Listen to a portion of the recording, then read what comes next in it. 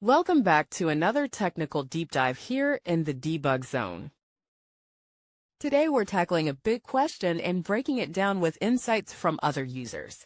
Hopefully this clears up some misconceptions and helps you get the answer you need. So buckle up, stay a little curious, and let's jump right in.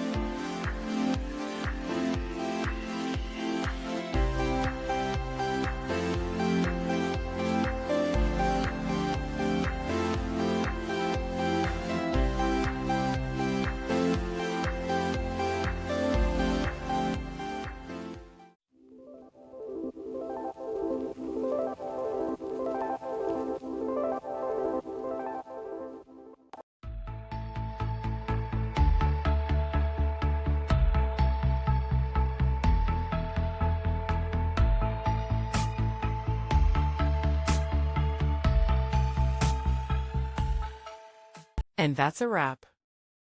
I hope you found the answer you were looking for. If you did, take a second to hit that subscribe button. It really helps out. And let me know in the comments which solution worked best for you. See you next time in the debug zone.